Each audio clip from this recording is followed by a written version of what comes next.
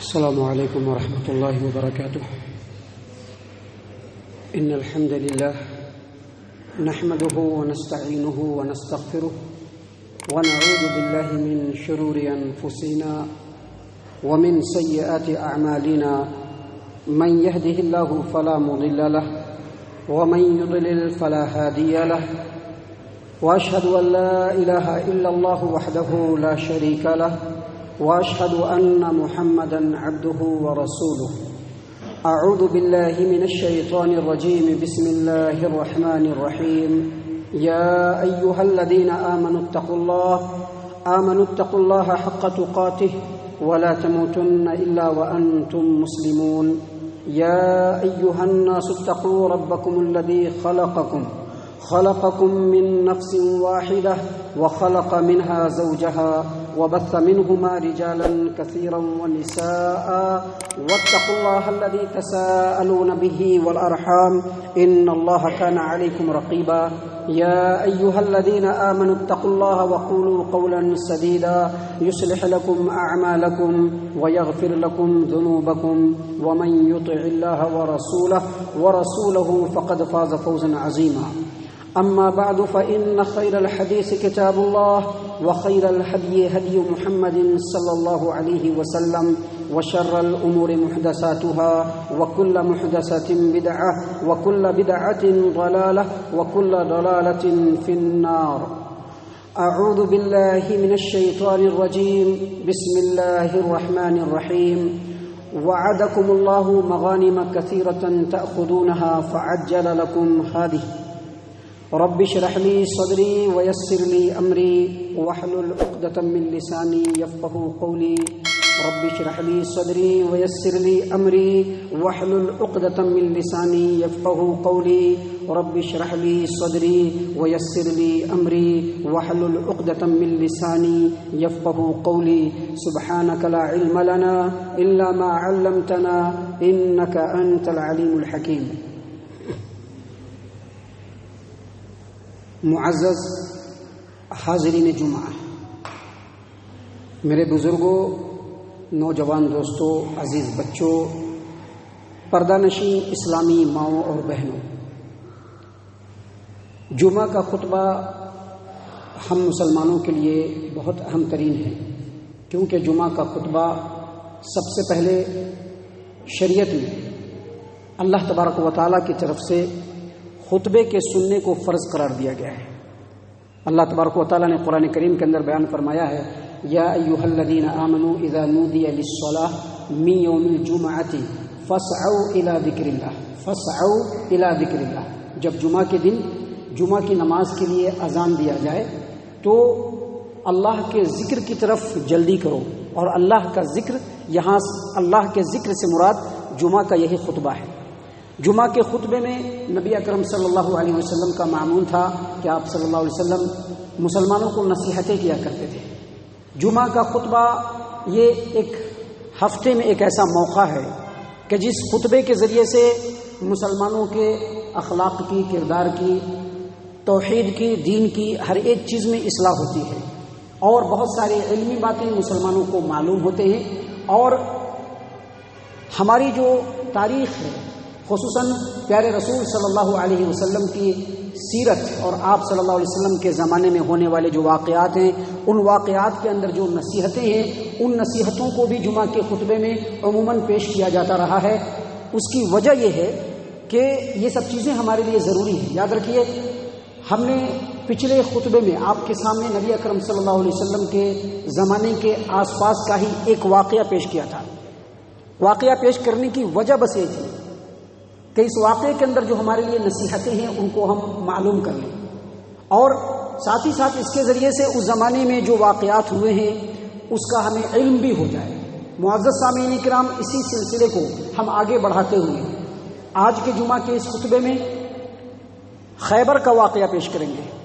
غزوہ خیبر جو کہ ایک اہم ترین غزوہ ہے. بہت سارے لوگ خیبر کا نام سنے بھی ہوں گے، بہت سارے لوگ اس کو جانتے بھی ہوں گے، لیکن خیبر کے واقعے میں کیا کیا ہوا تھا، اس کی تفصیلات کیا کیا ہیں، یہ شاید بہت سارے لوگوں کو معلوم نہیں ہوگا. لہذا آج جمعہ کے اس خطبے میں ہم آپ کے سامنے غزوہ خیبر کا واقعہ پیش کریں گے.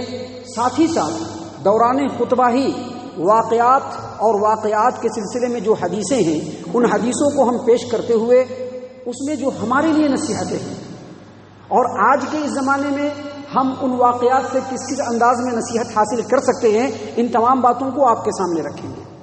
معزز سامعین کرام، غزوہ خیبر یہ سن 7 ہجری میں ہوا، جبکہ اس سے 10 ہی پہلے سن 6 ہجری کے ذی قعدہ کے مہینے میں صلح حدیبیہ ہوا تھا۔ صلح حدیبیہ یہ بہت اہم ترین صلح ہے، اسلام اور اسلام کی تاریخ کا بہترین ٹرننگ پوائنٹ ہے۔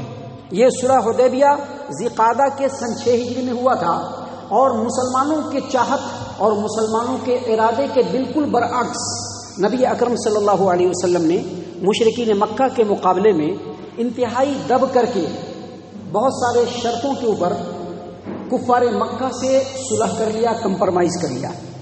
نبی صلی اللہ علیہ وسلم نے دب کر کے بہت سارے شرائط کو سامنے رکھ کر کے صلح کیوں کیا، کمپرمائز کیوں کیا، اس کی بہت ساری وجہیں ہیں۔ اس میں سے ایک اہم ترین وجہ یہ بھی تھی کہ جب سے نبی اکرم صلی اللہ علیہ وسلم مکہ سے ہجرت کر کے مدینہ تشریف لائے تھے، مدینے کے اندر آنے کے بعد نبی صلی اللہ علیہ وسلم کو کبھی بھی چین و سکون نصیب نہیں ہوا۔ ہر وقت دشمنوں کے حملے کا ڈر لگا رہتا تھا۔ جب بھی مشرکین مکہ حملہ کرتے تو حملہ کے وقت صرف مشرکین مکہ نہیں بلکہ مشرکین مکہ کے ساتھ مختلف قبائل جو مشرک ہوتے تھے وہ سب کے سب ساتھ ہو جاتے تھے۔ یہود بھی مشرکین مکہ کے ساتھ ہو جاتے تھے، منافقین بھی مشرکین مکہ کے ساتھ ہو جاتے تھے، سب متحد ہو کر کے مسلمانوں کا نام و نشان مٹانے کی کوشش کرتے تھے۔ نبی صلی اللہ علیہ وسلم نے صلح حدیبیہ کے موقع سے اسی پوائنٹ کو سامنے رکھا کہ مشرکین مکہ سے پہلے کمپرمائز کیا جائے اور جو دوسرے اسلام کے دشمنان ہیں ان کی سرکوبی کی جائے، ان کو ختم کیا جائے۔ معزز سامعین کرام، انہی حالات کے ساتھ ساتھ ایک اور حالت بنی تھی۔ حالت کیا بنی تھی کہ غزوہ خندق جب ہوا تھا، جنگ احزاب جب ہوا تھا، تو اس میں یہودیوں کا ایک قبیلہ بنو نذیر، اس کا سردار حوی بن اخطب مارا گیا تھا اس میں، جس کی وجہ سے یہودی لوگ بہت گرم تھے، بہت زیادہ ناراض تھے مسلمانوں پر، اور لگاتار ان لوگوں کی کوشش تھی کہ ایک ایسا حملہ کیا جائے مسلمانوں کے اوپر مدینے میں کہ پورے مسلمانوں کا نام و نشان مٹا دیا جائے، اور اس کے لیے وہ بہت زور شور سے تیاریاں بھی کر رہے تھے، اور مدینے میں دم بدم ان باتوں کی خبریں نبی صلی اللہ علیہ وسلم کو مل رہی تھی، اور اسی زمانے میں صلح حدیبیہ بھی ہو گیا۔ نبی صلی اللہ علیہ وسلم نے مشرکین مکہ سے کمپرمائز بھی کر لیا کہ ہم لوگوں میں جنگ نہیں ہوگی۔ جب صلح حدیبیہ ہو گیا تو نبی اکرم صلی اللہ علیہ وسلم نے خود یہودیوں کے اوپر چڑھائی کرنے کی سوچی، اور آپ صلی اللہ علیہ وسلم خیبر کے لیے روانہ ہو گئے، اور یہیں سے غزوہ خیبر کا آغاز ہوتا ہے، یہیں سے غزوہ خیبر کا اسٹارٹنگ ہوتا ہے۔ معزز سامعین کرام، غزوہ خیبر اور خیبر کے غزوے کے بعد مسلمانوں کو جو فائدہ حاصل ہونے والا تھا، اللہ تبارک و تعالیٰ نے قرآن کریم میں بھی اس کا ذکر کیا ہے۔ قرآن کریم میں سورۃ الفتح، سورہ نمبر 48 آیت نمبر 20، اللہ تبارک و تعالیٰ نے مسلمانوں کو مخاطب کرتے ہوئے فرمایا، وعدکم اللہ مغانم کثیرۃ تأخذونها فعجل لکم هذه۔ اللہ تبارک و تعالیٰ فرماتے ہیں کہ اے مسلمانوں، اللہ تبارک و تعالیٰ نے تم سے بہت سارے مال غنیمت کا وعدہ کیا جس کو تم حاصل کرو گے تو وہ تم کو فوری طور پر ادا کر دیا جائے گا۔ مفسرین کرام کا کہنا ہے کہ اس آیت کریمہ میں اللہ تبارک و تعالیٰ نے مسلمانوں سے جو مال غنیمت کا وعدہ کیا تھا، مال غنیمت سے مراد یہی غزوہ خیبر ہے، اور فوری طور پر جو مسلمانوں کو ملا وہ صلح حدیبیہ ہے۔ معزز سامعین کرام، آپ تاریخی پس منظر کو دیکھیں گے تو جب حدیبیہ کے سفر پر نبی صلی اللہ علیہ وسلم روانہ ہوئے تو جتنے بھی منافقین تھے یا جتنے بھی کمزور ایمان والے مسلمان تھے، وہ نبی صلی اللہ علیہ وسلم کے ساتھ سفر کرنے کے بجائے اپنے گھر میں رہنا پسند کیا۔ جب صلح حدیبیہ ہو گیا، مشرکین مکہ سے کمپرمائز ہو گیا اور خیبر کے لیے ابھی نکلنا ہے، تو اللہ تبارک و تعالیٰ نے نبی صلی اللہ علیہ وسلم کو ایک اور انسٹرکشن دیا، ایک اور ہدایت دی۔ اللہ تبارک و تعالیٰ نے قرآن کریم کے اندر سورۃ الفتح آیت نمبر 15 میں اللہ تبارک و تعالیٰ نے بیان فرمایا، سيقول المخلفون اذا انطلقتم الى مغانم لتأخذوها ذرونا نتبعكم يريدون ان يبدلوا كلام الله قل لن تتبعونا كذلكم قال الله من قبل فسيقولون بل تحسدوننا بل كانوا لا يفقهون الا قليلا. اللہ تبارک و تعالیٰ نے فرمایا کہ جب تم لوگ مال غنیمت کو لینے کے لیے جانے لگو گے تو یہ لوگ جو پیچھے رہ گئے تھے منافقین اور کمزور ایمان والے مسلمان، یہ منافقین کیا کہیں گے کہ تم لوگ مال غنیمت کو لینے کے لیے جا رہے ہو، ہم کو بھی ساتھ میں لے کر کے چلو، ہم بھی تمہارے ساتھ چلیں گے، ہم کو چھوڑو مت. اللہ تبارک و تعالیٰ نے فرمایا کہ قل لن تتبعونا، تم کہہ دینا کہ تم لوگوں کو ساتھ میں جانے کی ضرورت نہیں ہے. کذالکم قال اللہ من قبل، اللہ تبارک و تعالیٰ نے پہلے ہی یہ بات کہہ دیا ہے کہ یہ منافقین اور کمزور ایمان والے مسلمان یہ ہرگز ساتھ نہیں جائیں گے، بلکہ وہ لوگ ساتھ جائیں گے جو مضبوط ایمان والے مسلمان ہیں. وہ کہیں گے کہ تم لوگ ہم سے حسد کرتے ہو، بلکہ حسد نہیں کرتے ہیں بلکہ یہ لوگ کم ہی سمجھتے ہیں. جب یہ آیت کریمہ نازل ہو گئی اور نبی صلی اللہ علیہ وسلم خیبر کی طرف جانے لگے تو نبی صلی اللہ علیہ وسلم نے اعلان کر دیا کہ ہمارے ساتھ وہی لوگ چلیں گے جو صحیح معنوں میں جہاد کا شوق اور جذبہ رکھتے ہیں، باقی لوگ نہیں جا سکتے. نتیجہ یہ ہوا کہ صلح حدیبیہ کے اندر اور صلح حدیبیہ میں جو بیعت رضوان ہوا تھا اس میں جو 1400 صحابہ کرام تھے وہی 1400 صحابہ کرام غزوہ خیبر کے موقع سے نبی صلی اللہ علیہ وسلم کے ساتھ چل پڑے. معزز سامعین کرام، یہاں سے غزوہ خیبر کا اور اس کے سفر کا آغاز ہوتا ہے. جب نبی صلی اللہ علیہ وسلم مدینے سے خیبر کے لیے نکلے، راستے میں بہت سارے واقعات، لیکن اس میں سے ایک واقعہ ہم نصیحت کے لیے بھی اور علمی نقطہ نظر سے بھی آپ کے سامنے رکھنا چاہتے ہیں. نبی صلی اللہ علیہ وسلم جب مقام خیبر کے قریب تھے تو عصر کے وقت وہاں پر کا ایک وادی ہے، وادی صحبہ. نبی صلی اللہ علیہ وسلم نے وہاں پر پڑاؤ ڈالا. وادی صحبہ میں پڑاؤ ڈالنے کے بعد نبی صلی اللہ علیہ وسلم نے اور صحابہ کرام رضوان اللہ علیہم اجمعین نے وضو کیا. وضو کرنے کے بعد عصر کی نماز ادا کی اور اس کے بعد نبی صلی اللہ علیہ وسلم نے توشہ مانگا، کہ کچھ کھانے پینے کے لیے ہے تو لاؤ.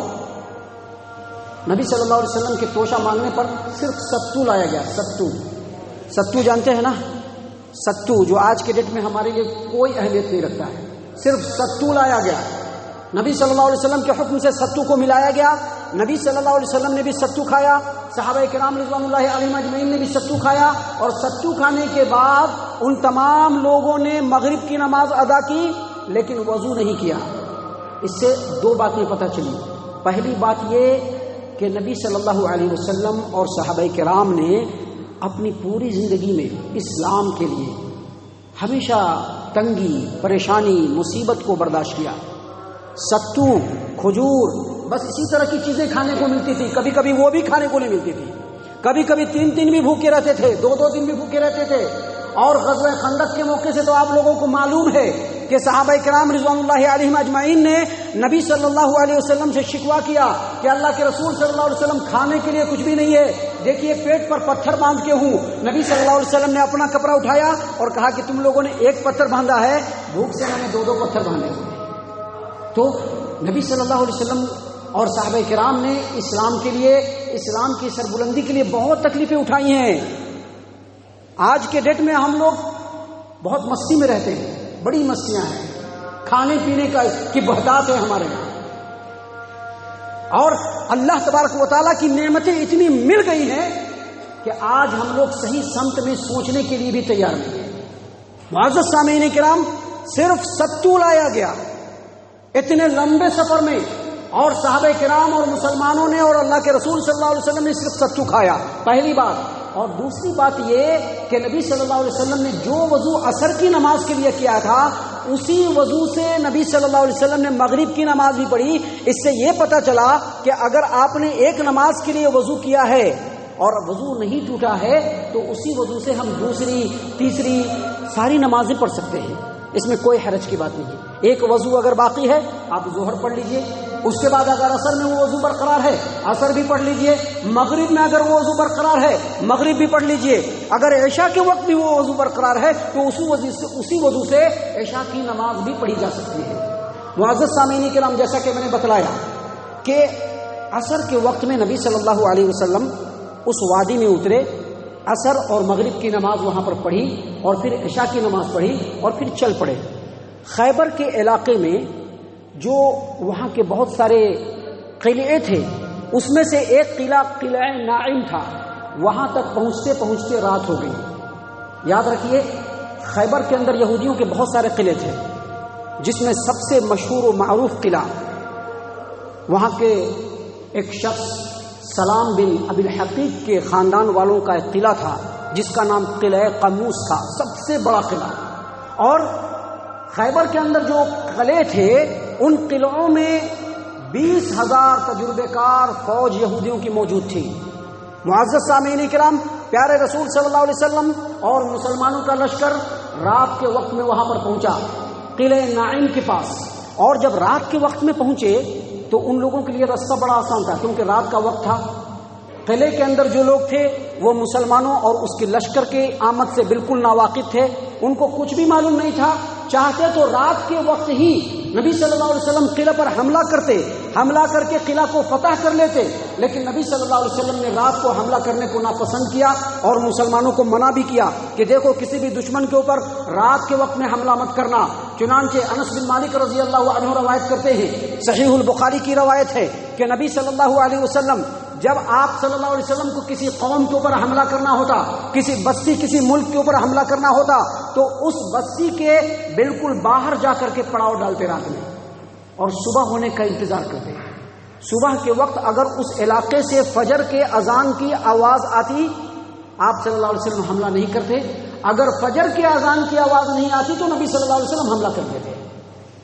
سامعین کرام، اس میں بہت ساری نصیحتیں ہیں، اگر ہم نصیحت کو سمجھیں، اور ایک نصیحت یہ ضرور ہے کہ فجر کی نماز ہمارے پیارے رسول صلی اللہ علیہ وسلم کی نظر میں بڑی اہم تھی، اور فجر کی نماز ہماری نظر میں بالکل بیکار ہے، ہماری نظر میں بالکل بیکار ہے، کیونکہ فجر کی نماز سب سے زیادہ ہم چھوڑنے والے ہیں، سب سے زیادہ فجر کی نماز سے ہم مسلمانوں کو غفلت ہے۔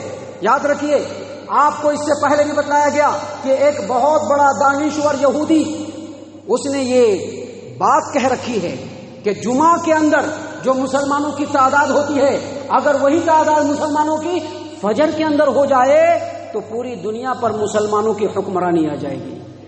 سامعین کرام، نبی صلی اللہ علیہ وسلم کی عادت مبارکہ تھی کہ آپ جب کسی قوم پر حملہ کرنا چاہتے رات کے وقت میں پہنچتے، رات میں حملہ نہیں کرتے، انتظار کرتے، فجر کے وقت اگر اذان ہوتی حملہ نہیں کرتے، لیکن اگر اذان نہیں ہوتی تو حملہ کرتے تھے۔ صبح کا وقت ہوا، وہاں پہ یہودی لوگ کاشتکار تھے، کھیتی باڑی کرنے والے تھے۔ صبح کے وقت جب یہودی لوگ اپنا پھاوڑا، اپنا کودال، اپنا ٹوکڑا وغیرہ لے کر کے کھیتی کرنے کے لیے نکلنے لگے تو دیکھا سامنے محمد صلی اللہ علیہ وسلم ہے، محمد صلی اللہ علیہ وسلم کے ساتھ مسلمانوں کا لشکر ہے۔ وہ لوگ چیخ مارتے ہوئے وہاں سے فرار ہو گئے۔ آپ صلی اللہ علیہ وسلم نے زور سے کہا، اللہ اکبر، خریبت خیبر، خیبر کی شامت آ گئی۔ پھر اس کے بعد نبی صلی اللہ علیہ وسلم نے کہا، فرمایا انا اذا نزلنا بساحت قوم فساء صباح المنذرین، جب ہم کسی قوم کے آنگن میں اترتے ہیں اور اس قوم کو اگر ڈرایا گیا ہو تو اس قوم کی صبح بہت منحوس ہوتی ہے۔ اور اس کے بعد صبح کے وقت نبی صلی اللہ علیہ وسلم نے حملہ کر دیا، وہ لوگ بھاگ کھڑے ہوئے، قلعہ ناعم میں جا کر کے پناہ لیا، لیکن وہاں پر کچھ بھی نہیں تھا۔ بڑی آسانی سے نبی صلی اللہ علیہ وسلم نے اس قلعے کو فتح کر لیا، ایک دم آسانی سے نبی صلی اللہ علیہ وسلم نے اس قلعے کو بھی فتح کر لیا۔ اس کے علاوہ جو چھوٹے چھوٹے قلعے تھے ان قلعوں کو بھی نبی صلی اللہ علیہ وسلم نے فتح کر لیا، لیکن ایک بڑا قلعہ جو ہم نے بھی بتلایا تھا، سلام بن ابی الحقیق کا جو قلعہ تھا جس کا نام قلعہ قموس تھا، وہ بہت ہی مضبوط قلعہ تھا۔ اس قلعے کے اندر یہودیوں کا ایک بہت بڑا سردار اور بہت ہی جنگجو اور ماہر فوجی، ماہر سپہ سالار، ماہر پہلوان مرحب اسی قلعے کے اندر تھا۔ کئی بار حملہ کیا گیا لیکن اس قلعے کو مسلمان فتح نہیں کر پائے، یہاں تک کہ 20 روز کمپلیٹ ہو گئے، 20 روز۔ معزز سامعین کرام، ہمارے آگے آنے والی باتوں کو بہت غور سے سنیے گا، بہت ہی غور سے سنیے گا۔ یہ کوئی اسٹوری نہیں ہے جو ہم آپ کے سامنے سنا رہے ہیں، یہ ایک علم ہے جو ہمارے سلف صالحین کا علم ہے، یہ علم ہے جو ہمارے نبی کے ذریعے سے ہم تک پہنچا ہے، ہم وہ آپ کو بتلا رہے ہیں۔ سامعین کرام، صحیح البخاری کتاب المناقب، باب و مناقب علی بن ابی طالب رضی اللہ عنہ، حدیث ہے کہ نبی صلی اللہ علیہ وسلم خیبر کے اس مقام پر 20 روز تک ٹھہرے رہے. کئی بار حملہ ہوا، قلعہ فتح نہیں ہوا. ایک رات نبی صلی اللہ علیہ وسلم شام کے وقت صحابہ کرام رضوان اللہ علیہم اجمعین کے ساتھ بیٹھے ہوئے تھے. آپ صلی اللہ علیہ وسلم نے کہا کہ کل میں اسلام کا جھنڈا ایک ایسے آدمی کے ہاتھ میں دینے والا ہوں کہ خیبر کو وہی آدمی فتح دلائے گا، اور وہ آدمی ہے جس سے اللہ اور اس کے رسول محبت کرتے ہیں، اور وہ آدمی بھی اللہ اور اس کے رسول صلی اللہ علیہ وسلم سے محبت کرتا ہے. سارے صحابہ کرام چلے گئے. سبھی کو بے چینی ہے کہ کاش ہمارا نام آ جائے. سبھی کو بے چینی ہے کہ کاش ہمارا نام آ جائے. دیکھیے، جنگ میں جانے کے لیے، دشمن سے نبر آزما ہونے کے لیے، دشمن کے تیر و تلوار کے سائے میں جانے کے لیے مسلمانوں کے دل میں کتنا شوق تھا. اور آج ہم مسلمان ہیں کہ اللہ تبارک و تعالیٰ کے حکم کی فرما برداری کرنے کے لیے بھی ہمارے دلوں میں شوق نہیں ہے. آج ہمارا یہ حال ہے، ہم اس مقام پر ہیں. سامعین کرام، شام سے رات ہوئی، صحابہ کرام رضوان اللہ علیہم اجمعین کے دلوں میں بے چینی تھی کہ کاش کل صبح میں میرا نام بلایا جائے. صبح ہوئی، سارے کے سارے صحابہ کرام نبی صلی اللہ علیہ وسلم کے پاس آ گئے. علی رضی اللہ عنہ نہیں تھے. آپ صلی اللہ علیہ وسلم نے دیکھا، نظر نہیں پڑی علی. کہا علی کدھر ہے؟ کہا کہ ان کے آنکھ میں تکلیف ہے، آنکھ میں بہت درد ہے، وہ نہیں آئے. کہا جاؤ کسی کو بھیجو بلانے کے لیے. علی رضی اللہ عنہ کو جب بلا کر کے لایا گیا، علی رضی اللہ عنہ کو جب بلا کر کے لایا گیا تو انہوں نے کہا کہ میرے آنکھ میں تکلیف ہے. آپ صلی اللہ علیہ وسلم نے اپنے لعاب، اپنے منہ کا لعاب علی رضی اللہ عنہ کے آنکھوں پر لگایا. ایسا ٹھیک ہوا، لعاب مبارک سے ایسا ٹھیک ہوا کہ ایسا لگتا ہے کہ ان کو کوئی تکلیف نہیں تھی. اس کے بعد نبی صلی اللہ علیہ وسلم نے اسلام کا جھنڈا ان کے ہاتھ میں دیا اور کہا کہ اب آگے بڑھو، فتح تمہارے ہاتھ پر ہے. علی رضی اللہ عنہ نے کہا کہ اے نبی صلی اللہ علیہ وسلم، اللہ کی قسم میں اس وقت تک ان لوگوں سے لڑتا رہوں گا جب تک کہ وہ ہماری طرح سے ہی مسلمان نہ ہو جائے. نبی صلی اللہ علیہ وسلم کا کہنا ہرگز نہیں، پہلے تم ان کے میدان میں اترنا، آرام سے اترنا. جب وہ تمہارے سامنے آئے ان کو کلمہ لا الہ الا اللہ محمد رسول اللہ کی دعوت دینا، ان کو بتلانا کہ اللہ تبارک و تعالی رب العالمین ہے، اس نے ایک دین اسلام نازل کیا ہے، دین اسلام کے ذریعے سے یہ چیزیں تمہارے اوپر فرض ہیں. اگر وہ مان لیتے ہیں تو ٹھیک ہے. اور اس کے بعد کیا کہا؟ فواللہ لَأَن يَهْدِيَ اللَّهُ بِكَ رَجُلًا وَاحِدًا خَيْرٌ لَكَ مِنْ حُمْرِ النَّعَمِ. وَاللَّهِ لَأَن يَهْدِيَ اللَّهُ بِكَ رَجُلًا وَاحِدًا خَيْرٌ لَكَ مِنْ حُمْرِ النَّعَمِ. اللہ کی قسم اے علی، اگر تیرے ذریعے سے ایک آدمی بھی ہدایت پا گیا، اگر تیرے ذریعے سے ایک آدمی بھی مسلمان ہو گیا، اگر تیرے ذریعے سے ایک آدمی بھی راہ راست پر آ گیا تو سرخ اونٹنی سے بھی تمہارے لیے یہ عمل بہتر ہوگا. ایک منٹ ٹھہریے، اس حدیث پر غور کیجیے. دیکھیے، اس حدیث میں نبی صلی اللہ علیہ وسلم نے ڈائریکٹ یہ نہیں کہا کہ جا کر کے لڑائی کرنا شروع کر دو، بلکہ کیا کہا کہ وہ ابھی نہیں جانتے ہیں، ان کو بتانا ہے کہ کلمہ لا الہ الا اللہ کیا ہے، ان کو بتانا ہے کہ اسلام کیا ہے، ان کو بتانا ہے کہ اللہ تبارک و تعالیٰ کون ہے، ان کو بتانا ہے کہ اللہ تبارک و تعالیٰ نے اسلام نازل کیا ہے، ان کو بتانا ہے کہ اگر تم مسلمان ہو تو یہ چیزیں رب العالمین کی طرف سے تم پر فرض کیا گیا ہے.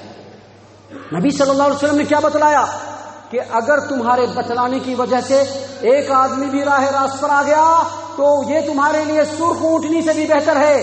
سرخ اونٹنی اس زمانے میں عرب کے اندر سب سے قیمتی مال مانا جاتا تھا.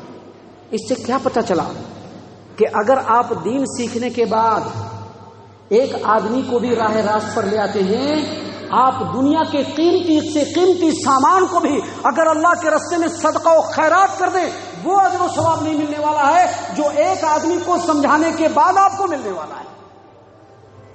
اس سے ایک اور بات سمجھ میں آتی ہے. نبی صلی اللہ علیہ وسلم کے سامنے جب علی رضی اللہ عنہ نے کہا کہ نبی صلی اللہ علیہ وسلم، اللہ کی قسم میں اس وقت تک لڑتا رہوں گا جب تک کہ وہ ہماری طرح مسلمان نہ ہو جائے، تو نبی صلی اللہ علیہ وسلم نے کہا کہ نہ، پہلے تم ان کو اسلام کی دعوت دینا. اس سے کیا پتہ چلتا ہے کہ ہمارا جو دین اسلام ہے بنیادی طور پر لڑائی جھگڑے اور جنگ اور جہاد کا دین نہیں ہے جیسا کہ لوگ سمجھتے ہیں. جیسا کہ لوگ سمجھتے ہیں جہادی کہتے ہیں، ہمارا دین جہاد والا دین نہیں ہے، ہمارا دین امن و سکون والا دین ہے.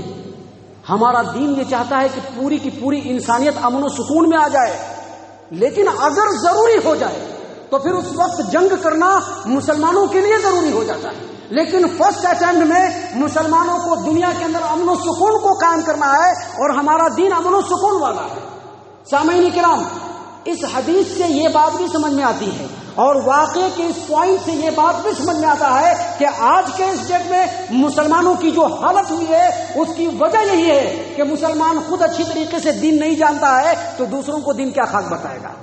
آج تو مسلمان ہی خود اچھی طریقے سے دین نہیں جان رہا ہے، دوسروں کو کیا دین بتائیں گے. ہم لوگوں نے کتنے اپنے وطن کے بھائیوں کو اسلام کے بارے میں بتلایا ہے. سب آدمی اپنا اپنا جائزہ لے لیجیے. کنڑا بھی بولنے آتا ہے، ہندی بھی بولنے آتا ہے. کتنے ہندوؤں کو آپ نے اسلام کے بارے میں بتلایا ہے؟ کتنے ہندوؤں کو ہم نے اسلام کے بارے میں بتلایا ہے؟ آج اگر کوئی ہندو یا ہندوؤں کی جماعت ہمارے خلاف، ہم مسلمانوں کے خلاف اپنے دلوں کے اندر نفرت سجا کر کے رکھتی ہے، اس کی وجہ یہ ہے کہ ہم لوگوں نے اسلام کی خوبیوں کو نہ تو اپنی تعلیم کے ذریعے سے، نہ تو اپنی گفتگو کے ذریعے سے، اور نہ ہی اپنے کیریکٹر اور کردار کے ذریعے سے غیر مسلموں کو دکھلایا ہے. غیر مسلموں نے ہمارے تعلق سے ایک غلط نظریہ اپنے دل میں قائم کر لیا ہے. ہم نے نہیں بتلایا کہ اسلام کیا ہے، ہم نے نہیں بتلایا کہ مسلمان کیا ہے، ہم نے نہیں بتلایا کہ ہمارا اللہ کون ہے، ہم نے نہیں بتلایا کہ اسلام کون سا دین ہے، ہم نے نہیں بتلایا کہ اسلام امن و شانتی اور سکون کا دین ہے، ہم نے نہیں بتلایا ہے. آج سے ہی شروع کر دیجئے. سب سے پہلے اپنے کیریکٹر اور کردار کے اندر چینجنگ لائیے، اور پھر اپنے زبان سے اور کردار سے جو ہمارے برادران وطن ہے، جن سے ہمارا لینا دینا ہے، جو ہمارے گرد و پیش میں ہے، جن سے ہم ملتے جلتے ہیں، وہ ہم کو دیکھ کر کے اسلام کو جانے اور کہے کہ یہ مسلمان ہے اور یہ ان کا دین ہے. معزز سامعین کرام، جب علی رضی اللہ عنہ کو نبی صلی اللہ علیہ وسلم نے یہ نصیحت کر دی تو نکل پڑے.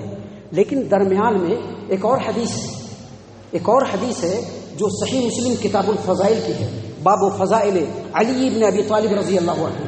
عمر بن خطاب رضی اللہ عنہ جانتے ہیں نا، اللہ کے رسول صلی اللہ علیہ وسلم کے بڑے جلیل القدر صحابی، دوسرے خلیفہ راشد، ایسے زبردست صحابی رسول کہ جن کے بارے میں خود پیارے رسول صلی اللہ علیہ وسلم نے کہا کہ اگر میرے بعد کوئی نبی ہوتا تو وہ عمر ہوتے.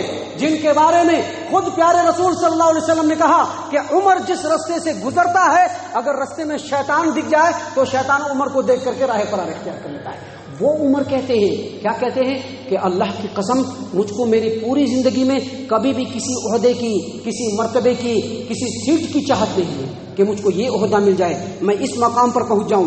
لیکن جب نبی صلی اللہ علیہ وسلم نے یہ کہا کہ کل میں ایک ایسے آدمی کو جھنڈا دینے والا ہوں جس کے ہاتھ پر خیبر فتح ہوگا، جس سے اللہ اور اس کے رسول محبت کرتے ہیں، اور جو اللہ اور اس کے رسول سے محبت کرتا ہے.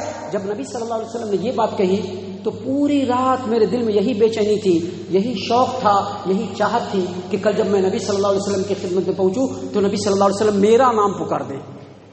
سامعین کرام، یہ باتیں ہمارے لیے بڑی اہم ہے. ان باتوں پر ہمیں غور و فکر کر لینا چاہیے. یاد رکھیے، یاد رکھیے اور پھر سے یاد رکھ لیجئے، دنیا کی چاہتوں کو جس طرح سے ہم لوگوں نے دلوں میں بسا کر کے رکھ لیا ہے، یہ صرف چند سالوں کی ہے. یہ جو ہمارے اسلاف، ہمارے صحابہ کرام، ہمارے نبی جو گزرے ہیں، ان کی جو زندگی ہے دراصل انہی کے راستے پر چل کر کے آخرت کی کامیابی ہے.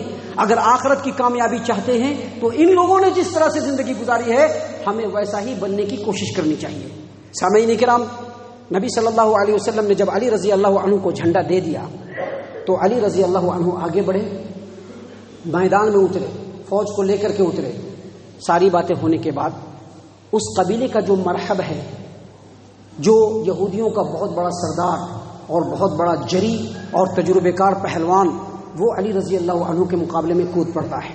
اور آتے ہی وہ عربی میں اشعار کہتے ہیں، 3 مصرے کہتا ہے، جس کا ترجمہ اس طرح سے ہے کہ پورا کا پورا خیبر جانتا ہے کہ میں مرحب ہوں، میں ہتھیار سے لیس ہوں، اور جب جنگ کی آگ بھڑک اٹھتی ہے اس وقت میں ایک تجربے کار فوجی، سپاہی اور پہلوان ہوں. اس نے یہ شعر کہا.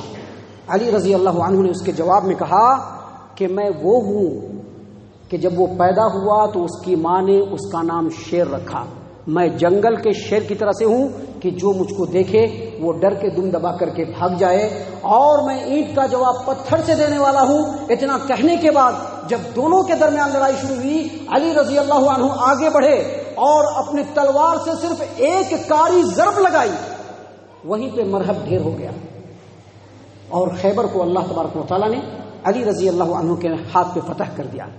مرہب کا بھائی یاسر آگے بڑھا، زبیر رضی اللہ عنہ نے فوراً اس کا کام تمام کیا، اور اس کے بعد یہودیوں کی ہمت ٹوٹ گئی، اور اس طرح سے خیبر مسلمانوں کے تحویل میں آیا اور خیبر فتح ہو گیا۔ سامعین کرام، یہ واقعہ یہیں پہ سماپت نہیں ہوتا ہے، بلکہ اس واقعے میں اور بھی آگے باتیں ہیں۔ جب یہ بات کمپلیٹ ہو گئی، جب خیبر فتح ہو گیا، تو وہاں کے جو یہودی تھے جنہوں نے مدینے کی زندگی میں نبی صلی اللہ علیہ وسلم کو کبھی بھی چین سے رہنے نہیں دیا، آپ صلی اللہ علیہ وسلم کے مارنے کی کئی بار پلاننگ کی، لیکن جب خیبر فتح ہو گیا تو اس میں 93 یہودی مرے اور 20 مسلمان شہید ہوئے۔ لیکن اس کے بعد یہ یہودی لوگ آگے بڑھے اور کہا کہ اللہ کے رسول صلی اللہ علیہ وسلم، آپ رحمت عالم ہیں، آپ ہم لوگوں پر رحم کر دیجئے، ہماری جانوں کو بخش دیجئے۔ نبی صلی اللہ علیہ وسلم نے ان کے اس درخواست کو قبول کیا، لیکن ایک شرط پہ قبول کیا۔ شرط کیا لگایا؟